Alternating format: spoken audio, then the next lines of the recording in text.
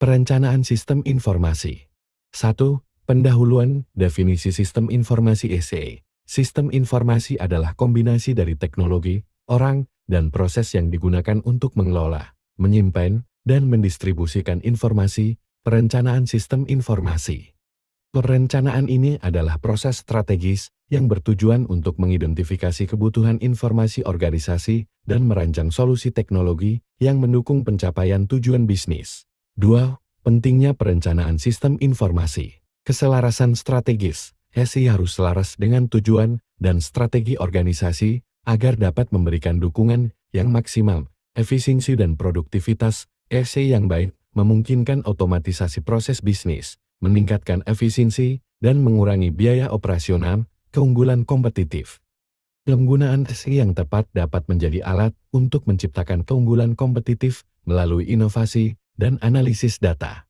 3. Langkah-langkah perencanaan sistem informasi. Berikut tahapan perencanaan sistem informasi. Penilaian situasi. Saat ini current situation assessment RE. Penentuan kebutuhan informasi information needs assessment DC.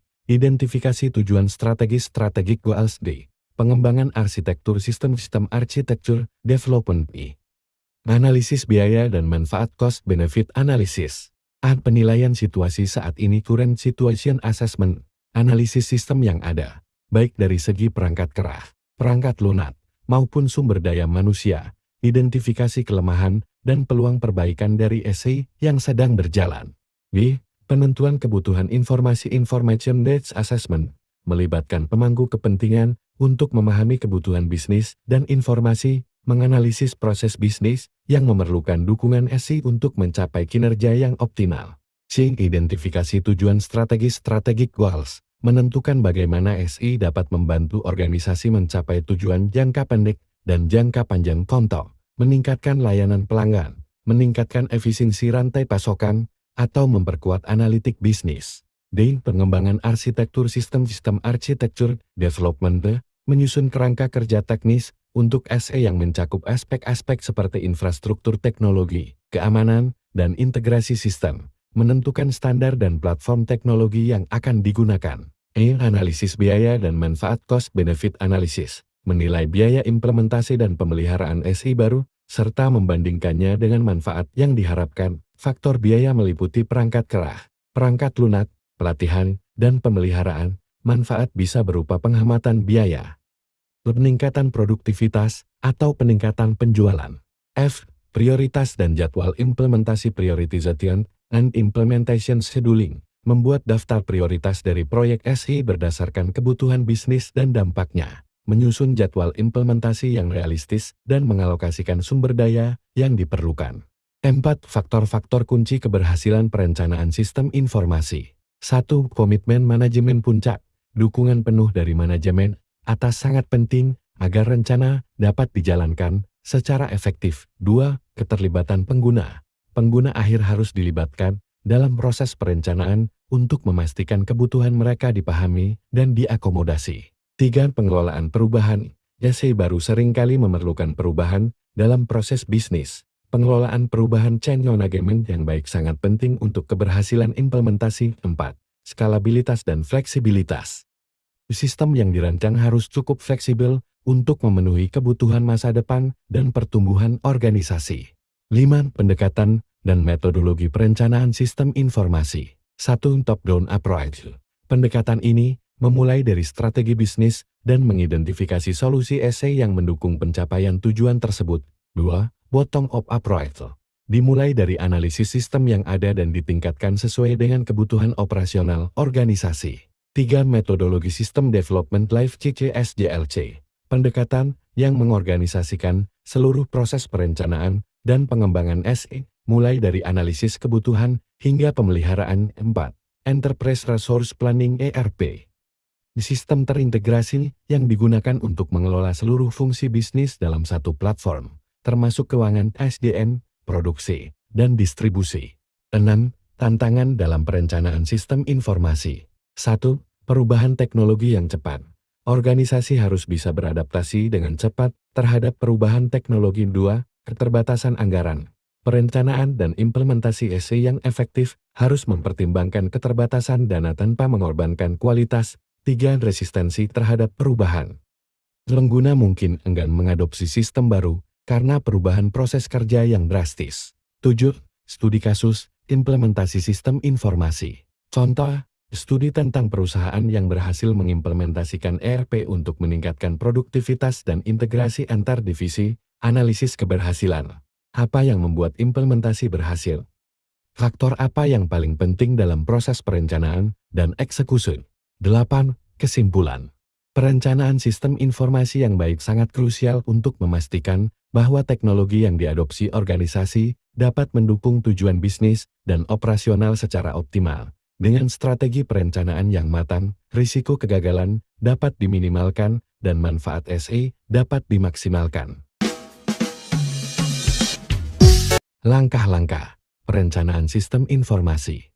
Penilaian situasi saat ini, current situation assessment. Penilaian situasi saat ini merupakan langkah awal dalam proses perencanaan sistem informasi yang bertujuan untuk mendapatkan gambaran lengkap tentang kondisi sistem informasi yang sedang berjalan di dalam organisasi.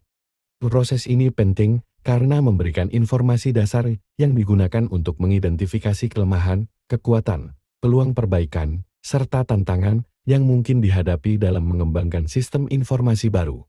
Berikut ini adalah elemen-elemen yang perlu diperhatikan dalam melakukan penilaian situasi saat ini. 1. Inventarisasi sumber daya sistem informasi. Langkah pertama adalah mengidentifikasi semua sumber daya sistem informasi yang saat ini dimiliki dan digunakan oleh organisasi. Sumber daya ini mencakup 1. Perangkat keras hardware, server, komputer, jaringan, penyimpanan data, dan perangkat lain yang digunakan untuk mendukung infrastruktur teknologi. 2. Perangkat lunak software, sistem operasi, perangkat lunak aplikasi, database, dan alat pengelolaan informasi yang digunakan. 3. Jaringan network, struktur jaringan komunikasi yang digunakan untuk menghubungkan perangkat dan pengguna di seluruh organisasi. 4. Sumber daya manusia human resource, personil TI dan pengguna sistem yang terlibat dalam pengoperasian dan pemeliharaan sistem informasi. 5. Prosedur dan kebijakan policies and procedures, kebijakan yang mengatur penggunaan sistem informasi, keamanan data, dan prosedur operasional. Contoh, sebuah perusahaan manufaktur melakukan penilaian terhadap infrastruktur TI-nya dan menemukan bahwa server yang digunakan sudah usang dan sering mengalami downtime yang mempengaruhi operasional harian. 2. Analisis kinerja sistem. Setelah inventarisasi dilakukan, langkah berikutnya adalah menganalisis kinerja sistem informasi yang ada. Analisis ini bertujuan untuk mengetahui sejauh mana sistem saat ini mendukung operasi dan mencapai tujuan organisasi. Fokus utama meliputi 1. Keandalan reliability. Seberapa sering sistem mengalami gangguan atau downtime? Apakah sistem mampu berjalan dengan stabil? 2. Efisiensi. Apakah sistem saat ini dapat memproses informasi dengan cepat dan efisien? 3. Keamanan security. Apakah data organisasi aman dari ancaman internal dan eksternal, seperti serangan siber atau akses tidak sah? 4. Kesesuaian alignment. Apakah sistem mendukung proses bisnis yang ada atau malah menciptakan hambatan?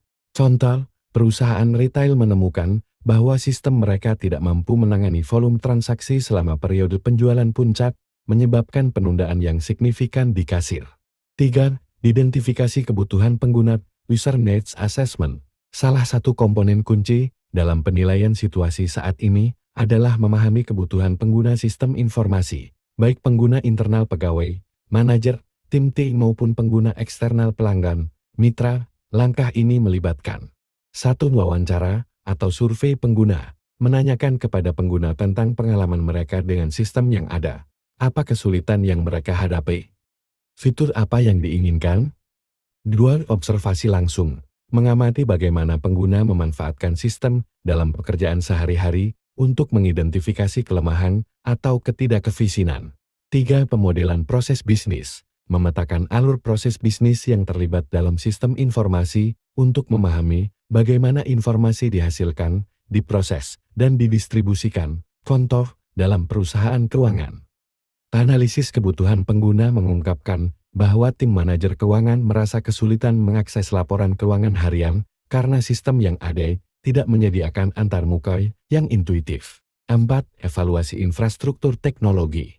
Evaluasi infrastruktur teknologi sangat penting untuk mengetahui apakah sistem yang ada dapat mendukung kebutuhan bisnis yang berubah, dan apakah sistem tersebut mampu menangani beban kerja yang terus bertambah. Aspek yang perlu dianalisis kapasitas penyimpanan. Apakah infrastruktur penyimpanan data yang ada memadai untuk menangani pertumbuhan data yang terus meningkat? Kedua, skalabilitas. Apakah sistem mampu di-upgrade atau diperluas sesuai dengan kebutuhan masa depan? Ketiga, integrasi. Apakah sistem informasi yang ada terintegrasi dengan baik dengan sistem lain yang digunakan dalam organisasi? 4. Percepatan dan bandwidth jaringan. Apakah jaringan organisasi mampu menangani pertukaran data yang diperlukan, terutama dengan meningkatnya jumlah perangkat dan pengguna?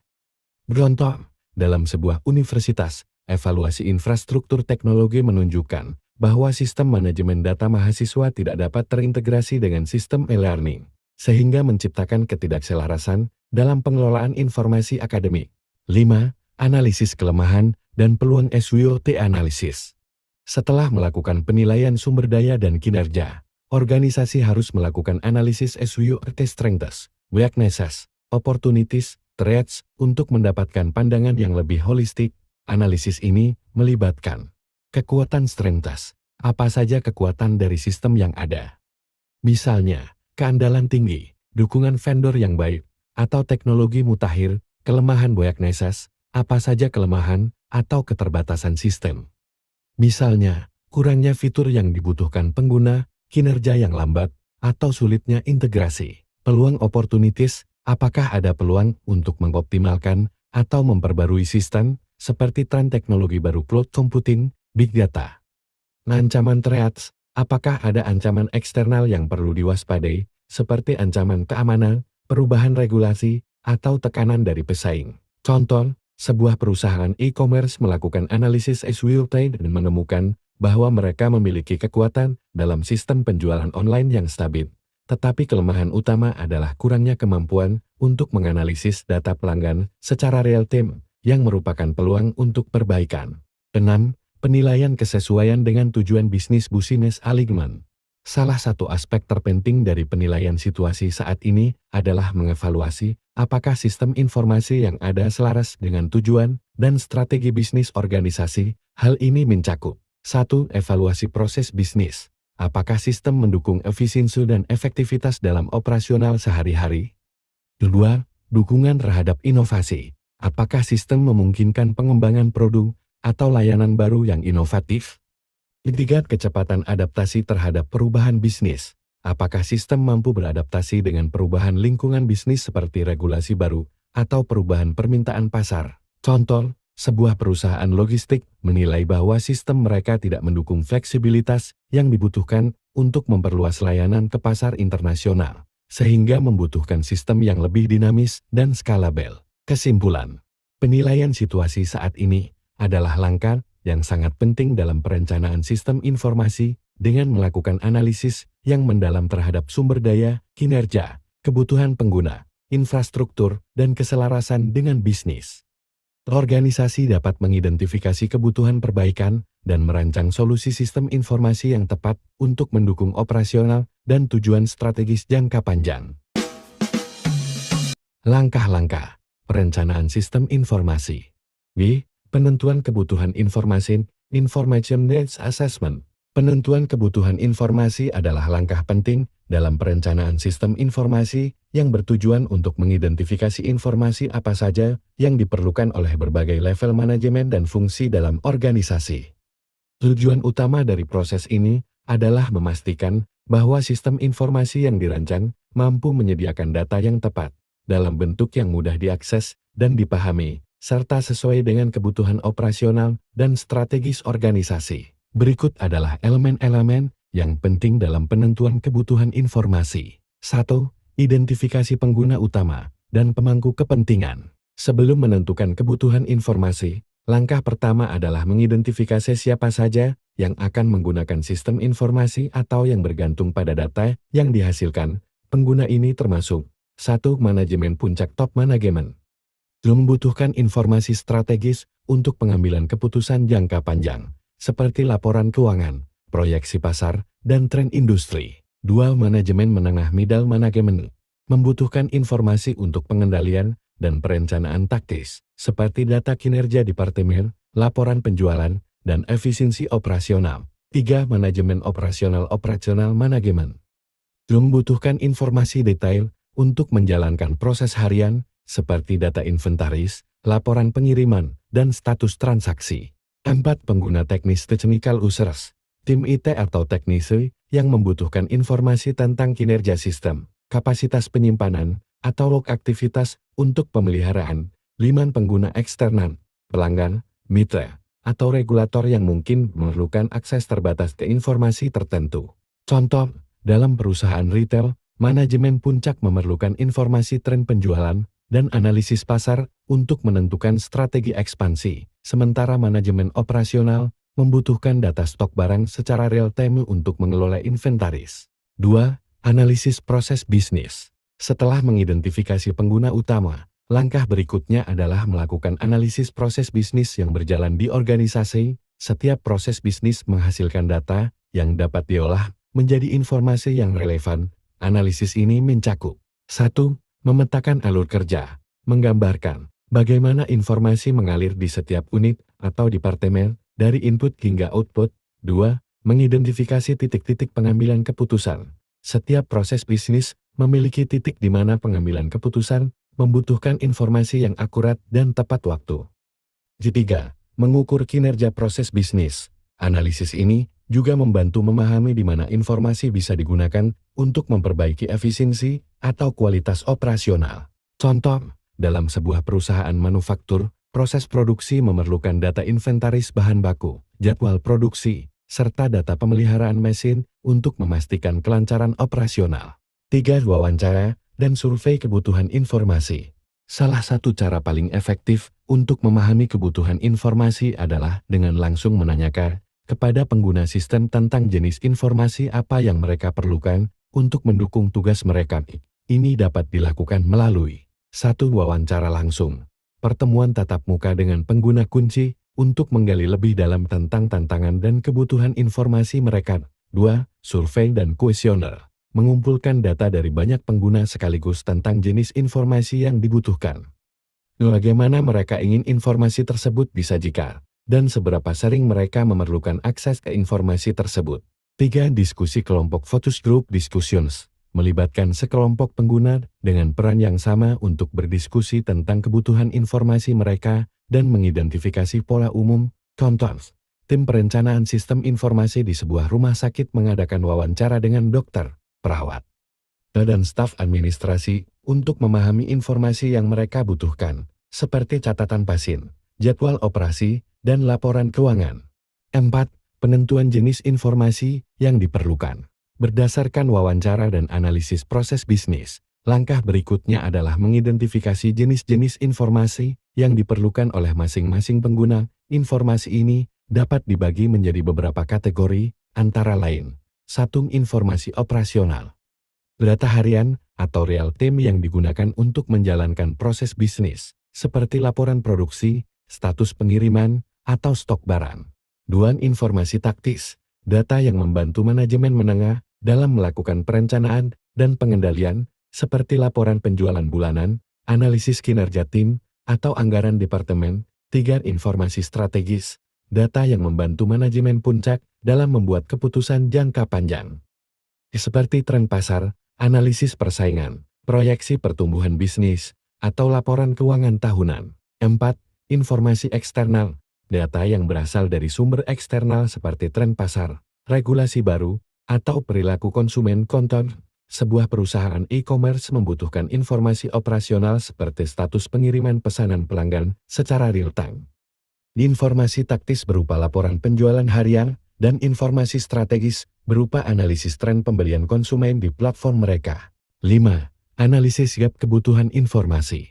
Setelah kebutuhan informasi diidentifikasi, langkah berikutnya adalah melakukan analisis gap analisis.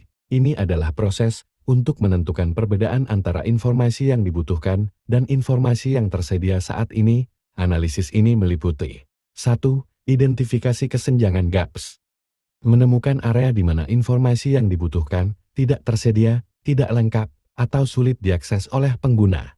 2. Evaluasi dampak. Menilai seberapa besar dampak dari kurangnya informasi ini terhadap kinerja organisasi, baik dalam hal efisiensi, pengambilan keputusan, atau kepuasan pelanggan. 3. Identifikasi peluang perbaikan. Menemukan cara untuk mengurangi kesenjangan ini, baik dengan memperbaiki sistem yang ada, meningkatkan integrasi data, atau mengimplementasikan teknologi baru. Contoh, dalam sebuah perusahaan retail, manajemen menemukan gap informasi karena data stok tidak terintegrasi dengan data penjualan secara real-time, sehingga mempengaruhi keputusan restocking barang. 6. Prioritasi kebutuhan informasi. Tidak semua kebutuhan informasi memiliki tingkat urgensi atau dampak yang sama terhadap operasional organisasi. Oleh karena itu, setelah mengidentifikasi kebutuhan informasi, langkah berikutnya adalah memprioritaskan kebutuhan-kebutuhan tersebut berdasarkan beberapa faktor. 1. Kritikalitas terhadap bisnis. Seberapa penting informasi tersebut untuk mendukung tujuan utama bisnis atau proses kunci organisasi. 2. Frekuensi penggunaan. Seberapa sering informasi tersebut dibutuhkan oleh pengguna dalam menjalankan tugas mereka. 3. Dampak terhadap keputusan. Seberapa besar dampak informasi tersebut terhadap pengambilan keputusan penting. 4. Ketersediaan informasi saat ini. Informasi yang benar-benar tidak tersedia atau sulit diakses harus menjadi prioritas utama untuk diperbaiki. Contoh, dalam perusahaan keuangan, informasi harian mengenai likuiditas perusahaan dianggap kritis karena memiliki dampak langsung terhadap keputusan keuangan jangka pendek, sementara informasi tahunan tentang tren investasi mungkin memiliki prioritas yang lebih rendah. 7. Penyusunan dokumen kebutuhan informasi. Setelah semua data dikumpulkan dan kebutuhan diprioritaskan, hasil penentuan kebutuhan informasi ini harus didokumentasikan secara formal. Dokumen ini berfungsi sebagai acuan utama dalam perancangan dan pengembangan sistem informasi. Dokumen tersebut harus mencakup 1. Daftar kebutuhan informasi berdasarkan pengguna dan proses bisnis. 2. Jenis dan format informasi yang diinginkan, misalnya laporan grafik, taban, atau dashboard. 3. Frekuensi penyajian informasi real-time, harian, mingguan, bulanan, daily. 4. Metode distribusi informasi melalui email, antar muka sistem, aplikasi mobil, DLAN. Contohnya, sebuah perusahaan asuransi menyusun dokumen kebutuhan informasi yang merinci bahwa manajemen keuangan membutuhkan laporan keuangan harian dalam format PDF, sementara tim pemasaran memerlukan dashboard interaktif yang menampilkan data penjualan dan target harian. Kesimpulan, penentuan kebutuhan informasi adalah proses kritis yang memastikan bahwa sistem informasi yang dirancang akan relevan dan berguna bagi seluruh level manajemen dan pengguna dalam organisasi. Dengan melakukan analisis yang mendalam terhadap pengguna, proses bisnis, dan kesenjangan informasi, organisasi dapat membangun sistem informasi yang efektif, efisien, dan mendukung pengambilan keputusan yang lebih baik.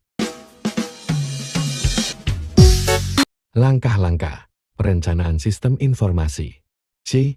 Identifikasi tujuan strategis, strategic goals. Identifikasi tujuan strategis adalah langkah yang sangat penting dalam perencanaan sistem informasi, karena langkah ini memastikan bahwa sistem informasi yang akan dikembangkan tidak hanya mendukung operasi sehari-hari, tetapi juga selaras dengan visi, misi, dan tujuan jangka panjang organisasi.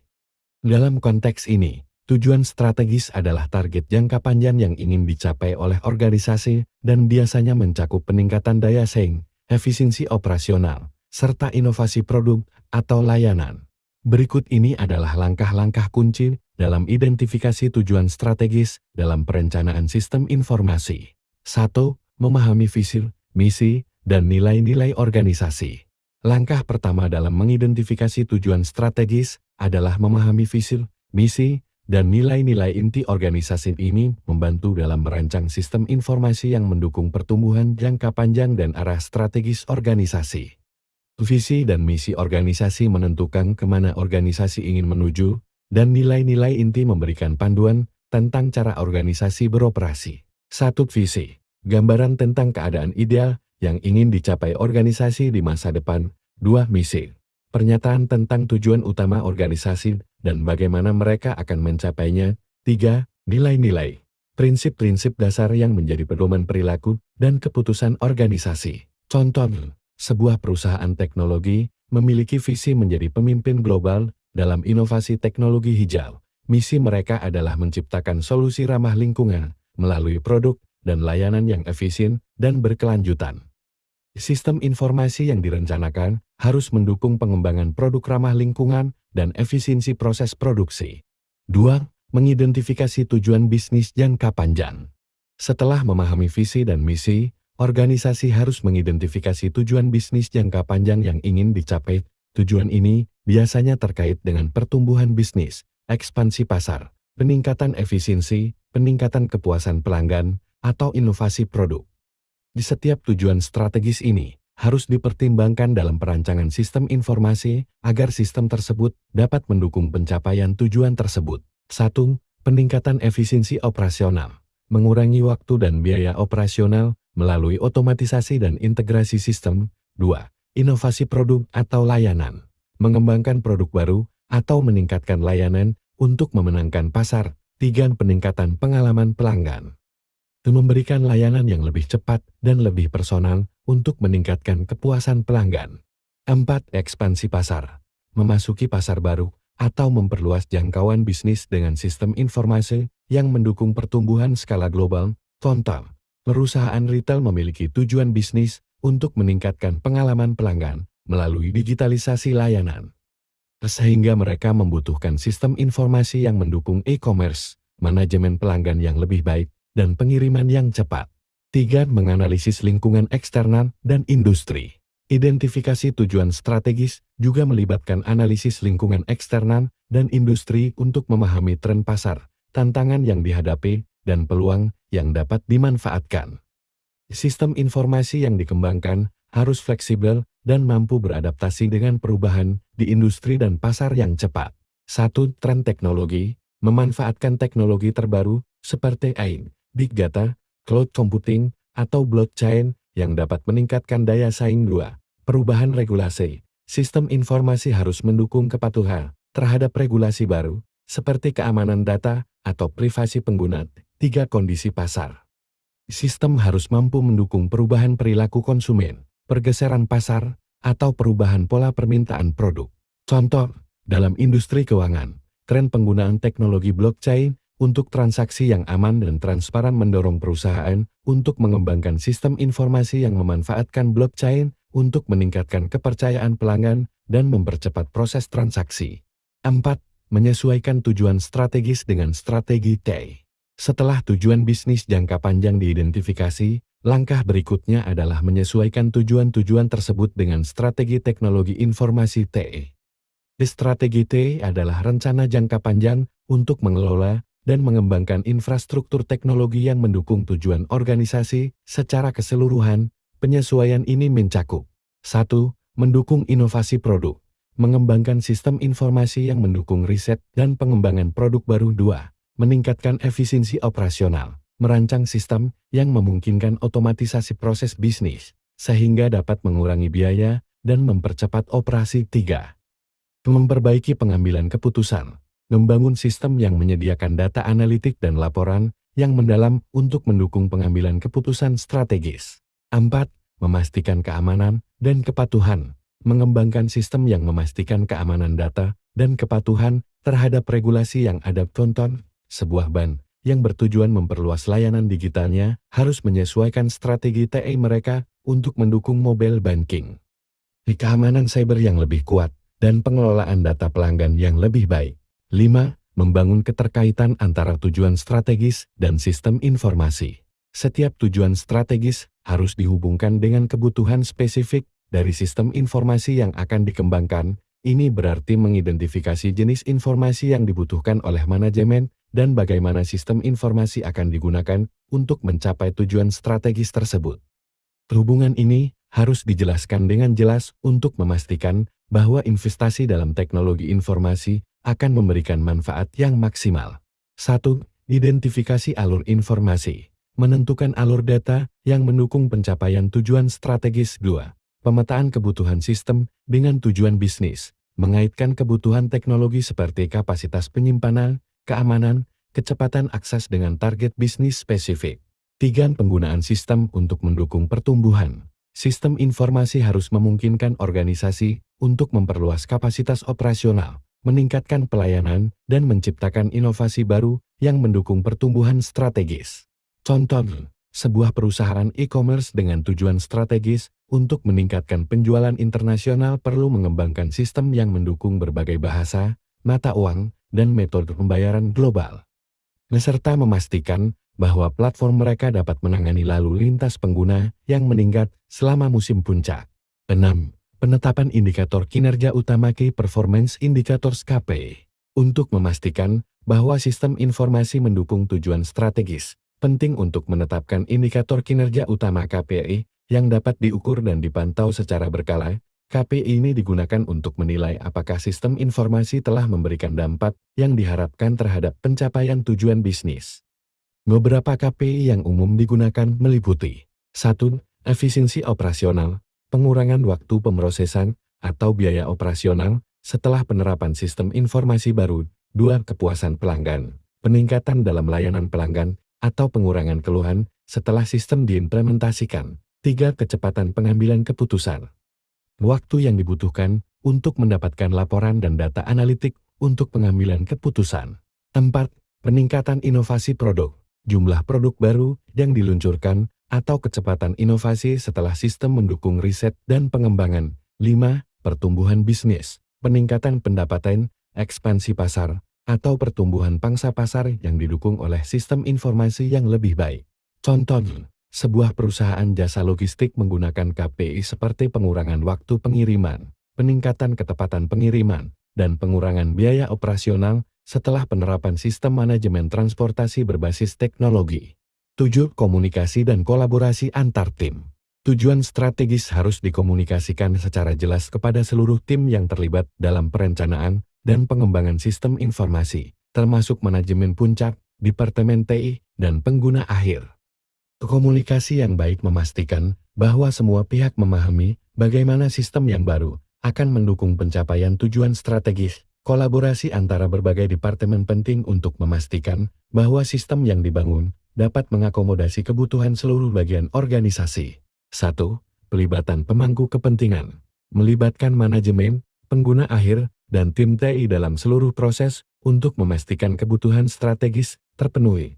2. Pengelolaan harapan, membangun ekspektasi yang realistis mengenai waktu pengembangan dan manfaat yang dihasilkan oleh sistem informasi. Contoh, dalam sebuah organisasi multinasional, tim pengembangan sistem informasi bekerja sama dengan berbagai divisi dari beberapa negara untuk memastikan bahwa sistem ERP yang dikembangkan mendukung tujuan global perusahaan, termasuk efisiensi rantai pasokan dan pengelolaan inventaris secara global. Kesimpulan, identifikasi tujuan strategis adalah langkah fundamental dalam perencanaan sistem informasi. Langkah ini memastikan bahwa sistem informasi yang dikembangkan selaras dengan visi dan misi organisasi, serta mampu mendukung pencapaian tujuan bisnis jangka panjang dengan memahami kebutuhan bisnis, menyesuaikan strategi TI, dan menetapkan KPI yang jelas. Sistem informasi dapat menjadi alat yang efektif untuk meningkatkan efisiensi, inovasi, dan daya saing organisasi. Langkah-langkah perencanaan sistem informasi. D. Pengembangan arsitektur sistem architecture development. Pengembangan arsitektur sistem adalah salah satu langkah kritis dalam perencanaan sistem informasi yang menentukan struktur dan desain dari komponen-komponen teknologi yang akan mendukung operasi dan tujuan bisnis organisasi. Arsitektur sistem ini mencakup infrastruktur teknologi, perangkat lunak, perangkat keras, jaringan, serta bagaimana elemen-elemen tersebut saling berinteraksi dan mendukung proses bisnis organisasi. Dengan arsitektur yang dirancang secara baik, sistem informasi dapat lebih efektif, efisien, mudah diintegrasikan, serta mampu beradaptasi dengan perubahan bisnis. Berikut adalah pembahasan lebih dalam mengenai pengembangan arsitektur sistem. 1. Pemahaman terhadap kebutuhan bisnis dan teknologi. Langkah pertama dalam pengembangan arsitektur sistem adalah memahami kebutuhan bisnis dan teknologi organisasi ini, termasuk mengidentifikasi proses bisnis inti yang harus didukung oleh sistem informasi, serta teknologi apa yang paling sesuai untuk mencapai tujuan tersebut. Arsitektur sistem harus memastikan bahwa semua komponen teknologi mendukung kebutuhan operasional dan strategis organisasi. 1. Kebutuhan bisnis. Apa saja proses utama yang harus didukung oleh sistem, seperti manajemen inventaris, pelayanan pelanggan, atau otomatisasi proses produksi. 2. Kebutuhan teknologi. Jenis teknologi apa yang diperlukan, seperti database yang kuat, server yang cepat, atau aplikasi berbasis cloud. Contoh, sebuah perusahaan retail online membutuhkan arsitektur sistem yang dapat mendukung pengelolaan stok secara real-time, memungkinkan transaksi e-commerce dalam jumlah besar, serta menyediakan layanan pelanggan yang cepat melalui chatbots atau call center. 2. Pemilihan arsitektur yang tepat. Ada beberapa jenis arsitektur sistem yang dapat dipilih sesuai dengan kebutuhan organisasi. Pemilihan arsitektur yang tepat sangat penting karena akan mempengaruhi fleksibilitas, skalabilitas, dan keamanan sistem yang dibangun. Beberapa arsitektur yang umum digunakan meliputi 1. Arsitektur terdistribusi distributed architecture. Proses pengolahan data dilakukan di beberapa lokasi berbeda, memungkinkan desentralisasi operasional. Cocok untuk perusahaan besar dengan cabang atau kantor di berbagai lokasi. 2. Arsitektur client server. Data dan aplikasi disimpan di server, sementara pengguna mengaksesnya melalui perangkat client seperti komputer atau ponsel. Ini adalah salah satu arsitektur yang paling umum digunakan. 3. Arsitektur client server. Data dan aplikasi disimpan di server, sementara pengguna mengaksesnya melalui perangkat client seperti komputer atau ponsel. Ini adalah salah satu arsitektur yang paling umum digunakan. 4. Arsitektur berbasis cloud-based architecture. Sistem informasi berjalan di platform cloud, memungkinkan fleksibilitas dan skalabilitas yang lebih besar. Cloud memungkinkan akses dari mana saja, kapan saja. 5. Arsitektur microservices. Sistem dipecah menjadi layanan-layanan kecil yang berdiri sendiri, di mana setiap layanan mengelola fungsionalitas spesifik. Ini memungkinkan pengembangan yang cepat dan modular. Contoh, perusahaan vintage yang berkembang pesat mungkin memilih arsitektur berbasis cloud untuk memungkinkan skalabilitas yang cepat dan mengurangi kebutuhan investasi besar dalam infrastruktur fisik. 3. Komponen utama dalam arsitektur sistem. Pengembangan arsitektur sistem melibatkan beberapa komponen penting yang harus dipertimbangkan, yaitu 1.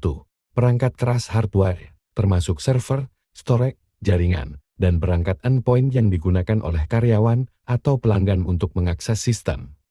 Arsitektur harus memastikan bahwa perangkat keras dapat menangani beban kerja yang dibutuhkan. 2. Perangkat lunak software, meliputi sistem operasi, aplikasi middleware, dan perangkat lunak khusus yang mendukung proses bisnis. Pemilihan perangkat lunak harus memperhatikan kompatibilitas, keamanan, dan kemudahan integrasi. 3. Jaringan networking. Infrastruktur yang menghubungkan semua komponen sistem, termasuk jaringan lokal LAN, jaringan area luas WLAN, dan akses internet. Arsitektur jaringan yang baik akan memastikan kecepatan, keamanan, dan keandalan komunikasi data. 4. Database. Struktur penyimpanan data yang harus mampu menangani volume data yang besar dan mendukung akses cepat untuk analitik dan pengambilan keputusan. 5. Keamanan security, mencakup firewall, enkripsi data, autentikasi pengguna, dan langkah-langkah keamanan lainnya untuk melindungi sistem dari ancaman eksternal dan internal. Contoh, sebuah perusahaan kesehatan mungkin membutuhkan arsitektur sistem yang sangat kuat di bagian keamanan data untuk melindungi informasi pasien yang bersifat sensitif, serta infrastruktur jaringan yang dapat mendukung telemedicine. 4. Desain modular dan skalabilitas. Salah satu prinsip penting dalam pengembangan arsitektur sistem adalah desain modular dan skalabilitas. Desain modular berarti sistem dipecah menjadi bagian-bagian yang lebih kecil dan independen yang dapat dikembangkan dan diubah tanpa mempengaruhi keseluruhan sistem. Skalabilitas, di sisi lain, memastikan bahwa sistem dapat menangani pertumbuhan volume data, pengguna, atau transaksi tanpa menurunkan kinerja. Modularisasi memungkinkan setiap bagian dari sistem seperti manajemen inventaris, CRM, dan analitik diubah atau diperbarui secara independen tanpa memengaruhi bagian lainnya. Skalabilitas. Arsitektur harus mendukung pertumbuhan, baik itu penambahan pengguna, peningkatan beban kerja, atau ekspansi bisnis. Sistem yang tidak scalable akan sulit mengikuti pertumbuhan perusahaan. Contoh, sebuah startup teknologi yang berfokus pada aplikasi mobil perlu memastikan bahwa arsitektur sistem mereka dapat dengan mudah diperluas seiring dengan bertambahnya pengguna aplikasi mereka. Modularisasi memungkinkan penambahan fitur tanpa mengganggu kinerja aplikasi inti. 5. Integrasi sistem. Dalam banyak kasus, sistem informasi baru harus diintegrasikan dengan sistem lama legacy systems atau dengan sistem lain di dalam organisasi. Arsitektur yang baik harus mempertimbangkan bagaimana integrasi ini akan terjadi untuk memastikan aliran data yang lancar dan meminimalkan gangguan operasional. Hal ini bisa dilakukan melalui 1. Middleware. Perangkat lunak yang bertindak sebagai jembatan antara sistem yang berbeda, memungkinkan mereka untuk berkomunikasi dan bertukar data dengan lebih mudah. 2. API Application Programming Interface. API memungkinkan komponen-komponen sistem yang berbeda berinteraksi dan berbagi data. 3. Enterprise Service Bus (ESB), sebuah solusi integrasi yang menghubungkan berbagai aplikasi di dalam organisasi melalui jalur komunikasi terpusat. Contoh, sebuah bank yang mengembangkan sistem mobile banking baru harus mengintegrasikan sistem ini dengan sistem core banking mereka yang sudah ada. Penggunaan API dan middleware akan memastikan bahwa data nasabah dapat diakses secara real-time di aplikasi baru. 6. Keamanan dan kepatuhan.